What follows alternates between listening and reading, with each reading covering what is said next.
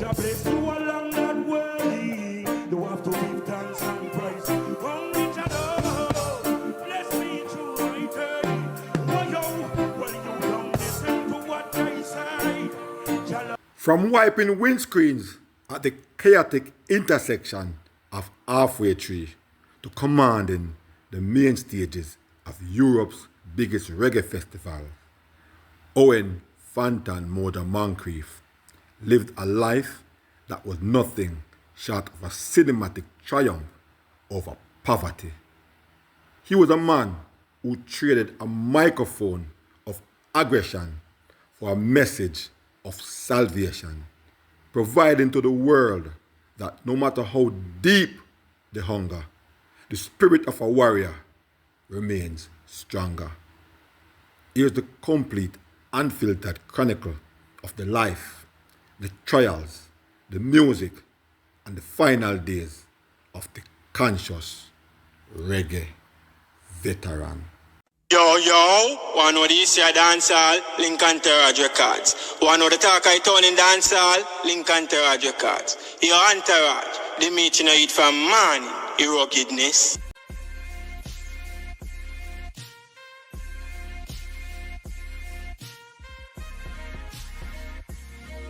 Bless up, and welcome back to Entourage Records. You're new via here, please consider subscribing. Turn on your post notification bell so whenever I make a new upload, you can be the first to be notified. Owen Moncrief was born on August the 5th, 1976 in the quiet red dirt farming community of White Hill in St. Elizabeth, Jamaica. Raised in a humble household, he was deeply anchored by his mother, Maislin Moncrief, who worked tirelessly to feed her family. As a youth, the raw energy of 1990s dancehall captured his imagination. He idolized Bounty Killer, copying his aggressive delivery and sharp-witted lyricism. Adopting the moniker Mad Killer, Owen left the countryside for Kingston, desperate to break into the music industry. However, the capital city offered no red carpets. To survive, he spent years as a windshield wiper at the hectic Halfway Tree intersection, begging for speed change between traffic lights. He found a home with the legendary Kilimanjaro sound system, lifting heavy speaker boxes and traveling across the island as a roadie just to get a chance to grab the microphone during sound checks. Everything changed when Owen was introduced to the Rastafarian faith, specifically embracing the strict, upright discipline of the Bobo Ashanti order. He realized his Mad Killer persona contradicted his internal spiritual shift. Under the direct mentorship of reggae kingpin Capleton and the David House crew, he was baptized with a new name, Fantan Mojah, which means the movement of Jah people. He traded his aggressive lyrics for a distinct blend of high-pitched chanting, mournful singing, and deeply spiritual social commentary. But Fantan did get discovered and he hooked up with Joe Bogdanovich at Downsound Records.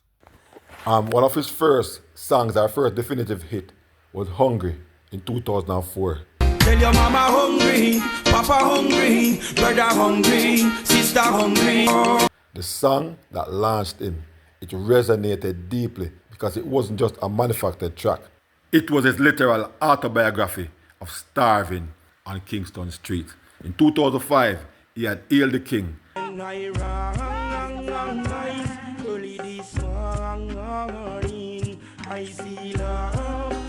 A booming, majestic roots anthem that remains a staple in reggae culture worldwide.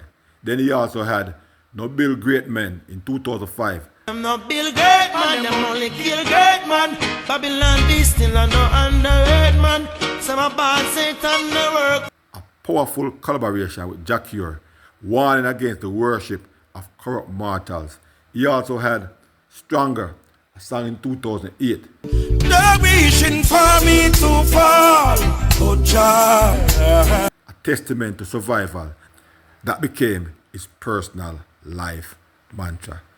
As the 2010s rolled in, Fantan went independent, parting ways with Downtown Records to maintain absolute control over his message. He toured heavily in Africa, Europe, and the Caribbean, building a fiercely loyal global fan base. However, heavy emotional blows tested his resolve. On his birthday in August 2021, his beloved mother, Madeline, passed away after an agonizing 20-year battle with illness. Fantan was devastated, as she was the spiritual backbone of his life and music. In the early 2020s, Fantan shocked the roots reggae community by releasing highly sensual raw dancehall tracks like Fire King. Clad in flashy outfits and surrounded by dancers, he faced several backlash from the Rastafarian purists. Fantan aggressively defended his choice, stating he was an entertainer who needed to adapt to feed his family, famously declaring that his spirituality was in his heart, not his clothing. But Fantan had an health issue, and in his final years, he became a grueling race against his own body. The July 2024 warning: while traveling to Martinique, he suffered severe respiratory distress. Hospital tests revealed a terrifying reality. His heart was functioning at just 15% capacity. Proving the message of his song Stronger, Fantan staged an incredible recovery. By early 2025, he was back on his feet, traveling to the United States, recording new music, and actively securing his European Schengen visas for a highly anticipated comeback tour at Germany's Reggae Jam Festival. But in early July 2026, just a week after returning to Jamaica, his health collapsed rapidly. He was rushed to the University Hospital of the West Indies in Kingston. On the night of Monday, July 13th, 2026, he began suffering from severe internal bleeding. Complications from his underlying heart condition proved too much for his body to fight.